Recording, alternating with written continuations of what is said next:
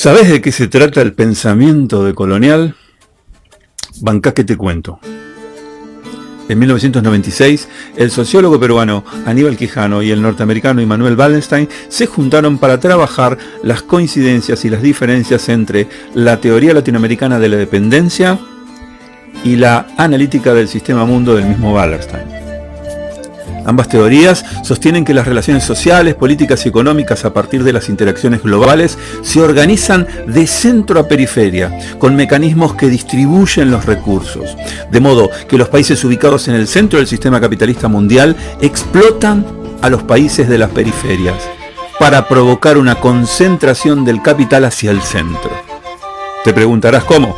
Mediante fuga de capitales, deuda externa, extracción indiscriminada de los recursos naturales y todos los dispositivos de explotación que te imagines. Claramente estas teorías confrontan con el neoliberalismo, que considera que el libre comercio internacional elabora un sistema justo de distribución de la riqueza y por lo tanto las diferencias de bienestar entre los países, ese desfasaje dramático que se vive en Latinoamérica, se explican por los propios errores de los países marginados. Eso que alegremente algunos llaman el pobrismo.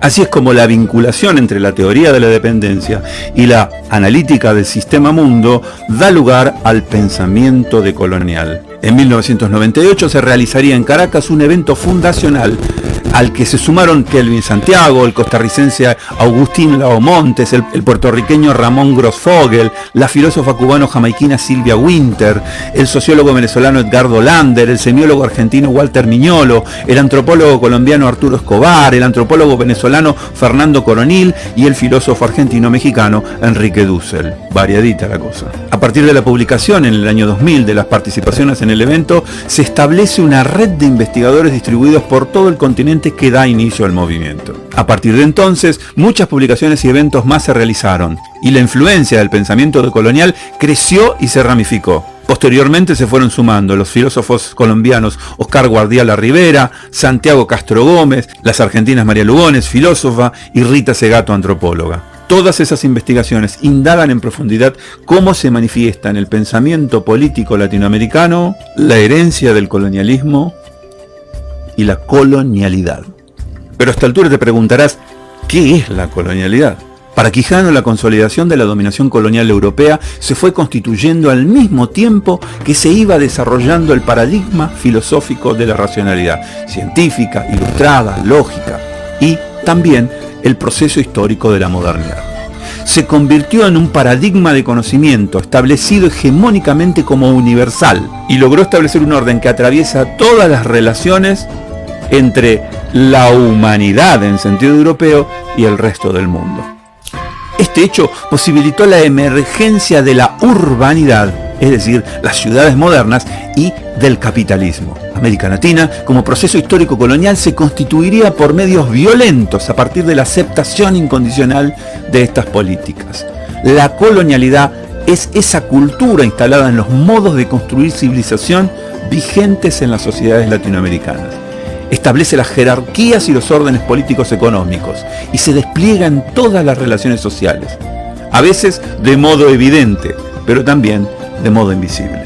La colonialidad, según los pensadores decoloniales, se asienta en tres grandes ejes ideológicos: el racismo, el eurocentrismo y el antropocentrismo, junto a otras categorías como el orden patriarcal, el machismo, el clasismo y toda forma de discriminación.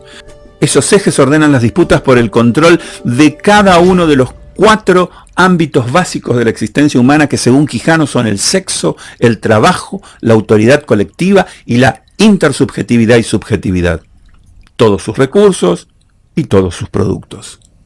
Así es que el poder se dinamiza, se hace posible a partir de relaciones de dominación, explotación y conflicto. La hipótesis sostiene que estas tendencias se imbrican en la cultura contemporánea y ejercen un criterio de organización ampliamente difundido en las prácticas institucionales y mediáticas de Latinoamérica. Entonces, el pensamiento decolonial, apropiándose de un enfoque crítico, se propone identificar, cuestionar y desmantelar en el orden discursivo todas esas estructuras de poder, conocimiento y dominación cultural.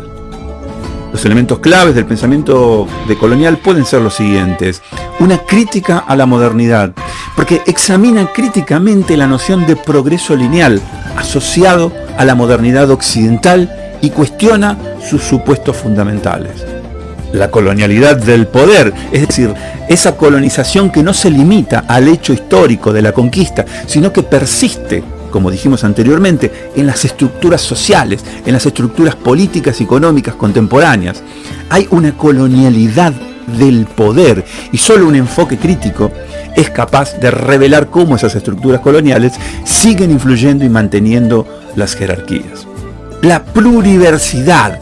El relato filosófico clásico ha sido construido desde una centralidad europeísta, detentando una pretendida universalidad. En cambio, la filosofía decolonial propone la pluriversidad, la idea de que Latinoamérica presenta una diversidad de experiencias culturales y que la incorporación de esas perspectivas múltiples para entender el mundo desde las periferias pueden desafiar la hegemonía de un relato que tiene solo un punto de vista, el europeo. Para la filosofía decolonial es importante cuestionar los paradigmas coloniales de conocimiento. En los saberes ancestrales de las culturas precolombinas encuentra formas de conocimiento perfectamente válidas que revitalizan y legitiman la experiencia filosófica. Así surgen las epistemologías del sur, que desafían las narrativas clásicas producidas por el hemisferio norte, que son de carácter, como ya dijimos, eurocéntrico, patriarcal, capitalista. La emancipación y la justicia social busca la liberación de las estructuras de poder, incluyendo la raza, el género, la clase y otros sistemas de opresión, con el objetivo de lograr una sociedad más justa. Y la transformación social. Para los filósofos decoloniales, para los pensadores decoloniales, no se trata solo de comprender la colonialidad, sino de transformar las estructuras sociales para impulsar y lograr una mayor equidad y justicia. En la actualidad, la filosofía decolonial, el pensamiento decolonial es adoptado por muchos movimientos sociales. Allí encuentran principios, les permiten encontrar razones para seguir sosteniendo sus luchas contra la marginación y para comprender mejor los dispositivos de opresión que siguen vigentes. Las ideas y los conceptos del pensamiento decolonial son convertidos en herramientas para la resistencia. En fin, el pensamiento decolonial no es una doctrina, no es un dogma ideológico, sino una perspectiva filosófica, también un principio metodológico, crítico, que desafía las narrativas tradicionales. Y a partir del conocimiento busca construir una sociedad más inclusiva y más justa. Por eso es que podemos encontrar pensadores decoloniales en la antropología, la sociología, la economía, el turismo, la arquitectura. No niega la compleja herencia y la influencia de la cultura europea, sino que se permite disputar ciertos órdenes y jerarquías institucionales y territoriales. Su tarea y efectos desbordan los cenáculos académicos y atraviesa los movimientos sociales latinoamericanos de sur a norte, de manera tal que nos permite ampliar las miradas sobre nuestras propias realidades y sobre nuestra propia identidad. Así es como el movimiento decolonial latinoamericano nos ha dado la posibilidad de pensar un occidente distinto.